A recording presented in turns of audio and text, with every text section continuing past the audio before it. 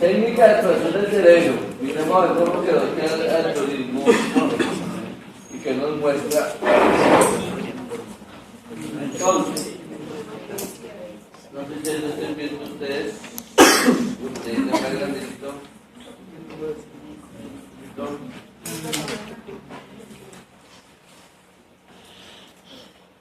Entonces, para el encéfalo, dependiendo de la autopsia, es una autopsia forense o una autopsia clínica. Miremos en la autopsia clínica. Tenemos el diagnóstico de la causa de muerte.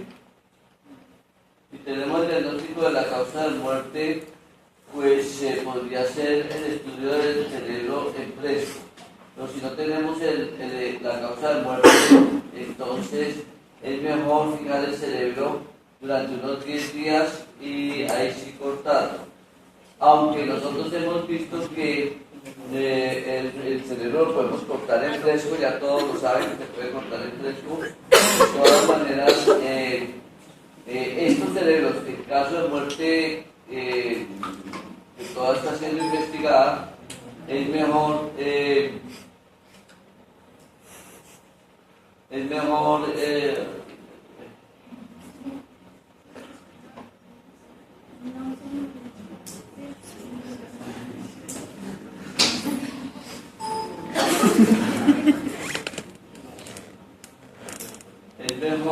fijarlo durante 10 días y después sí cortarlo. La pregunta que me harían ustedes si entonces lo mandamos o no lo mandamos, porque no corta, no sé qué. Recuerden que estamos hablando de autopsias clínicas que no tienen nada que ver con lo forense, pero que requieren de su informe pericial, de su informe de autopsia común y corriente para poder dar el certificado de defunción. A veces es mejor entonces hacer los cortes en fresco porque va a ser un complique, porque para ver si tiene algún tipo de lesión en el cerebro. Si se jode el formol, entonces ahí sí se va a hacer el estudio ya del encéfalo fijado. Miremos qué pasa si es por el lado de la autopsia.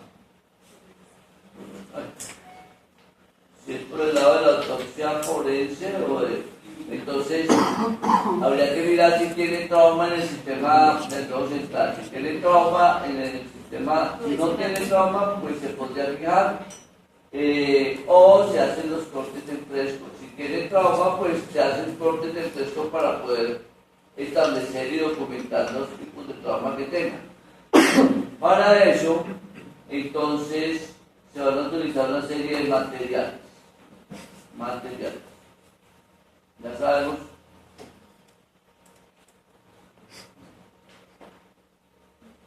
Que esos materiales son el cuchillo, la pinza, las tijeras, las compresas, el soporte, la cequeta, la celda eléctrica. Y el procedimiento, por enésima vez, lo vamos a mirar. La apertura de la calota, para lo cual pues necesitamos tener el cuerpo en decúbito supino, colocarle un bloque debajo de la cabeza.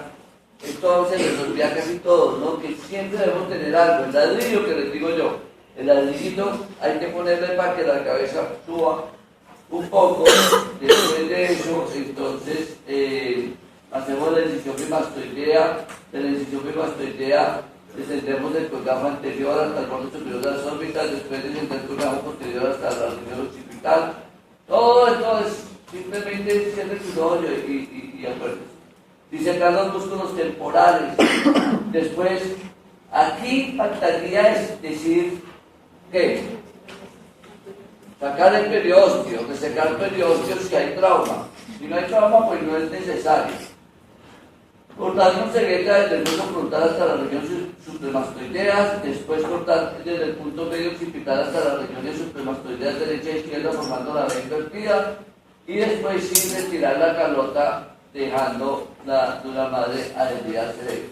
Esta partecita entre este paso y este paso pues requiere ahí de hacerle la palanca para que la calota desprenda, para que se abra, y requiere ahí de haberlo hecho alguna vez para que ustedes sepan cómo va a desprender esa calota. Ya lo hemos hecho con todos los grupos y ya saben cómo se hace. Después de que ya lo tenemos ahí, ¿qué sigue? Entonces veamos.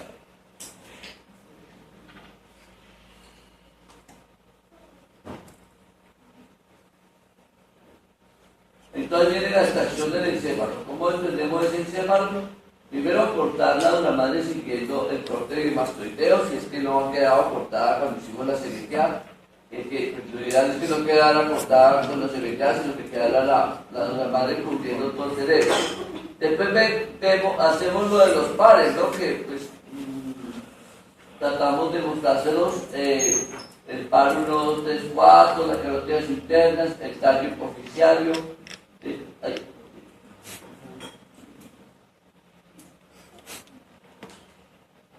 Después juntamos la tienda del cerebelo y ahí sí encontramos el quinto, el sexto, el séptimo y el octavo. Después cortamos las arterias basilares y las dorsales lo más distal posible y vamos al fondo dentro del agujero magno a cortar C1 y C2.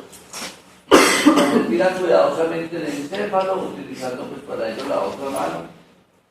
Y si tenemos la forma de pesarlo, pues lo pesamos y lógicamente sí lo vamos a fotografiar. Importante observar y documentar los hallazgos en el examen externo. Si nos pesó mucho, busquemos entonces cómo están las fisuras, cómo están las circunvoluciones, el aplanamiento de las circunvoluciones, para poder ver y verificar si hay un edema. Entonces miramos también cómo están el lupus del hipocampo, si hay herniaciones o si hay herniación de las amígdalas cerebrales. Pasamos a un tercer paso allí, que sería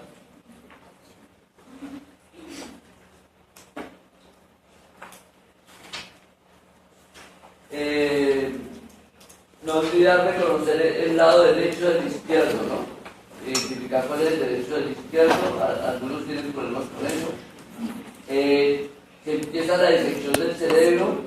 Si es en fresco, entonces esa disección, recuerden que se hace primero separación del cerebro del tejido intratentorial a nivel de los pedúnculos cerebrales. O sea, separamos lo supratentorial de lo intratentorial. Y cogemos entonces solamente el cerebro, ahorita lo metemos con el cerebro y tallo. El solo cerebro le vamos a ¿qué? A colocar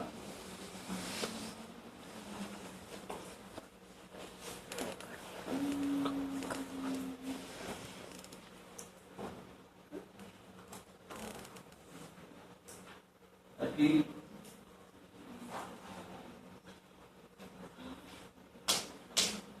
cerebro con la base hacia arriba.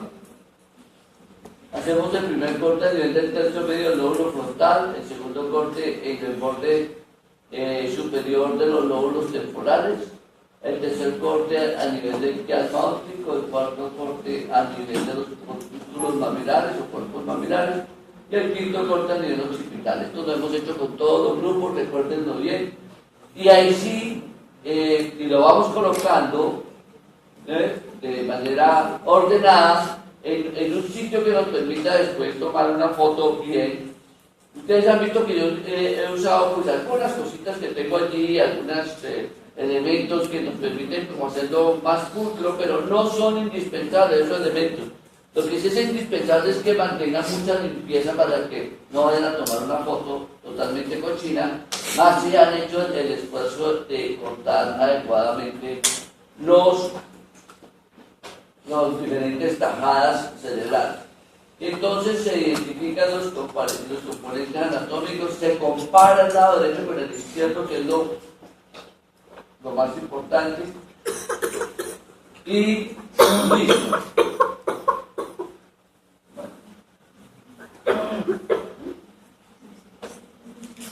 Ahora, aquí, esto sí es el fresco, ¿no es cierto? Continuamos entonces o terminamos con el cerebro y el tallo, para lo cual se separan las amígdalas cerebelosas a nivel de los pedúnculos cerebelosos de lo que es el tallo. Entonces, por el lado de las amígdalas se harán dos o tres cortecitos de acuerdo a la forma como ustedes se amparar a nivel del vértice y realizar 3 o 4 cortes de cada amígdala. Si es el tallo, entonces se hace un primer corte a nivel del mesencéfalo, un segundo y tercer corte a nivel de la protuberancia y después a nivel del bulbo o médula oblonga y un quinto corte a nivel de la unión bulbo protuberancial primero y después sí el bulbo raquídeo un par de cortes. Hasta ahí vamos. Voy rápido por lo que esto ya lo hemos hecho. Simplemente es como un repaso. Si ya se formó, que eso sí no lo hemos hecho con ninguno, pues ya el fijado formó, pues lo ideal sería hacer recortes. Es igual, pero los cortes se hacen cada centímetro, se pueden hacer tajadas cada centímetro. Esto no lo van a tener ustedes como muy la oportunidad de hacerlo. Esto es más cuando estamos haciendo los cortes con el neuropatólogo, para que se puedan ver así las estructuras más cercanas cada centímetro. Bien. Llegaremos aquí al punto 4. Y aquí entonces el punto 4 que lo tendremos acá es: si requiere estudio histológico, entonces ¿de dónde vamos a tomar las muestras? Las muestras, si se requiere el estudio histológico, aquí sí, entonces toma de muestras. Y ahí empieza de dónde tomamos las muestras. De las siguientes áreas. Ahí es lo que a muchos se les olvida. La corteza frontal, primer y segundo giro. Que los núcleos de la base, en donde estaría el claustro, el putamen, el globus pálido y el caudado. Lo hemos revisado todos. Después, el núcleo de la amígdala cerebral. Luego, otro corte del cuerpo calloso derecho e izquierdo, y ahí junto al cuerpo calloso estaría cíngulo, ¿no? La circunvolución del cíngulo. Y después viene del hipocampo izquierdo y derecho, y después de un cortecito del cerebelo, uno de la protuberancia, uno del bulbo raquídeo, uno de la médula cervical, de los giros temporales superior y medio. Todo esto se fija en formol al 10% en los trazos que ustedes ya han visto. Eso sería en términos generales.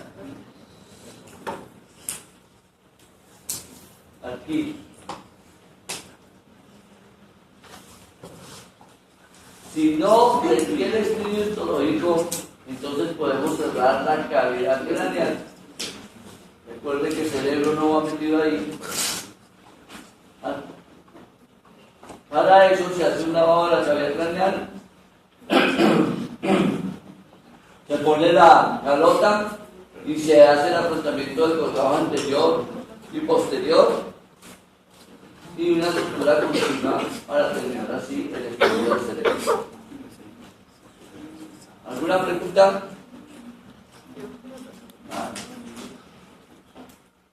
Bueno.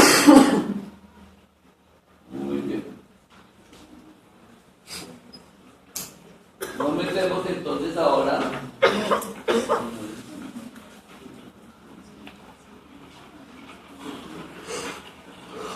con la técnica del levantamiento facial. ¿Por qué hicimos levantamiento facial? ¿Por qué? ¿El 11? Bueno, con los demás grupos no se ha hecho, pero miren la bien. El algoritmo nos indica en qué casos hacemos levantamiento facial. Entonces, la exploración completa de toda la cara, o sea, todo el levantamiento, se hace cuando hay un trauma contundente que comprometa la cabeza y el tercio superior del cuello. Cuando hay una herida por proyectil atrasado, que comprometa la cabeza y el tercio superior del cuello. Cuando hay una herida por abajo cortopunzante de idénticas características. En los casos de maltrato infantil, en las muertes ocurridas bajo custodia, en las muertes por sofocación, sobre todo esto, por sofocación. En las muertes ocurridas bajo custodia por aquello de descartar que hubiese trauma, ¿no? Y lo mismo que en el maltrato infantil, que uno no tiene mucha conocimiento de qué le pudieron hacer a ese menor. Eso por ese lado. Pero la técnica, como lo dije hace un rato, puede ser parcial. La técnica parcial de exploración parcial, ¿qué quiere decir? No sacando todo, sino dejando básicamente los ojos o llevándolo solamente hasta la boca. Sería cuando tenemos un cuerpo no identificado que necesitamos hacerle carta dental. Y entonces, cuando no tenemos a la mano al odontólogo, sería bueno decirle, o nos toca a nosotros entonces para manejar con mayor tranquilidad todos los dientes y no tener que estar haciéndolo a través de la boca, que a veces puede haber mucha rigidez, se levanta todo eso y se llevaría entonces, como lo vamos a ver, hasta la zona donde está las arcadas.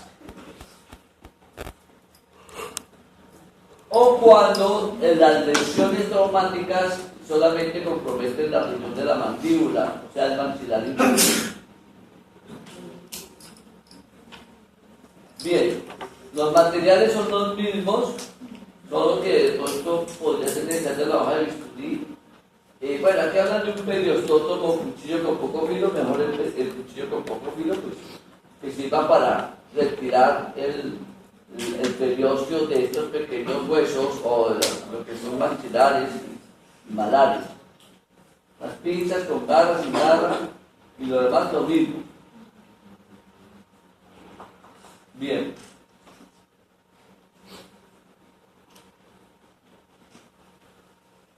Recuerda documentar todas las lesiones mediante fotografías. ¿Cómo es el procedimiento entonces? Se coloca pues, el cuerpo de cúbito supino, se coloca nuevamente el bloque bajo los hombros, se hace la incisión bimastoidea, se va a descender el colgado anterior hasta los bordes de las órbitas y después se hace la incisión de hombro a hombro. Curiosamente hemos tenido discusiones y peleas con algunos grupos porque no saben expresar esto. Hagan la incisión en Y. ¿Qué sigue ahora? La incisión en Y. ¿Y cómo es la incisión en Y? Explíquemela, soy un ciego. Doctor, comienza de aquí y termina acá. ¿Cómo comienza aquí y termina acá? ¿Qué es aquí y qué es acá? No sabe. No, que busque del número al otro número. ¿Acaso no está viendo exactamente los números? No. Entonces, que de la clavícula a la otra clavícula, uno tampoco ve externamente las clavículas. Es un problema, toca sacarles con tirabuzón, que digan cara anterior del hombro opuesto a donde está colocado el que va a hacer la incisión. Porque si usted es zurdo, usted tiene que trabajar por la izquierda del cadáver. Y si usted es derecho, usted tiene que trabajar por la derecha del cadáver. Y entonces, el lado opuesto, la cara exterior sería, si usted por el lado derecho, como la gran mayoría, entonces sería cara anterior del hombro izquierdo. ¿Cuál es el problema? Busque después la incisión, continúa bordeando la zona inferior de la clavícula, o lo que llamamos la fosa infraclavicular del lado izquierdo. Llega hasta la horquilla external y hace lo mismo en el otro lado hasta la cara anterior del hombro derecho. Eso es todo. De hombro a hombro. Ampliar la incisión bimastoidea hasta la incisión horizontal a la del torso. Después retira la piel del cuello un poco hasta el reborde de la mandíbula y después se expone toda la región ósea mandibular. Sigue desprender los músculos y ligamentos que hacen parte de la articulación temporomandibular, haciendo uso del cuchillo, luxar la articulación temporomandibular y después limpiar con cepillo de dientes y gasa la arcada dental. Tiene que luxar para que caiga el maxilar inferior, o sea, se abra la boca. Si no, pues va a tener la rigidez allí. Y entonces, para hacer la carta dental, allí tiene que poder abrir bien la boca, limpiar, bueno, con cepillo de dientes, ahora tengo que andar con cepillo de dientes. Limpie con agüita o con simplemente la compresa para poder identificar bien, sobre todo si tienen restos alimenticios o si tiene sangre. ¿Qué características habrá que tener en cuenta? Entonces, ahí las vamos a poner. En la carta dental hay que tener que si son los dientes de la persona, o sea, si la dentadura es natural o no, cuántos son los dientes que tiene, pues mirar, saber que hay 8, 8, 8 y 8, normalmente, o debe haber, si es un adulto. Si ya hay prótesis o restauraciones, bueno, para eso van a pasar con sus odontólogos para que sepan ustedes de qué estamos hablando. Si hay fracturas o caries, si hay malposición y rotación, ya son cosas un poquito ya más de detalle odontológico. Si hay terapia de conducto radicular, o sea, conductos, si hay ya unas lesiones propias del hueso, si han hecho endodoncia o si hay oclusión, que quiere decir que se han cerrado los alvéolos, etc. De todas maneras, como si son las niñas, van a tener ahí su noviazgo con el odontólogo del pueblo, entonces ellos van a enseñar otras cosas. Y si son los muchachos, pues van a tener el noviazgo con la odontóloga de rural. Entonces ahí hacen intercambio de opiniones y de estudios. De todas maneras,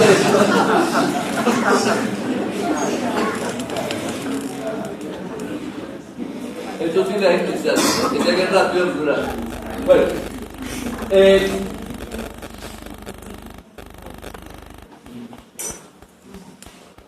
entonces, si la exploración es parcial, si es una exploración parcial, entonces ahí se va a detener la exploración.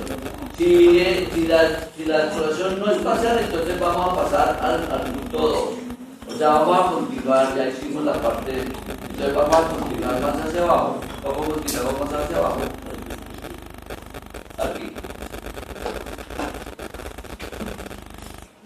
Entonces, continuamos con la extracción de la máscara facial, es lo que llamamos el face-off. Entonces, doctora Hernández, padre de bolas, disección del músculo macetero por planos. ¿Sí? Disecar y resecar glándula parótida. Seccionar los conductos auditivos externos por debajo de la piel. Vamos para acá. Bien. Después, seccionar la porción cartilaginosa del septum nasal en su borde óseo. Acá. Exponer el hueso maxilar y el cigomático. Visualizar el reborde interior de la órbita. Ya vamos a este punto. Cuando ya estamos en el borde inferior de la órbita, entonces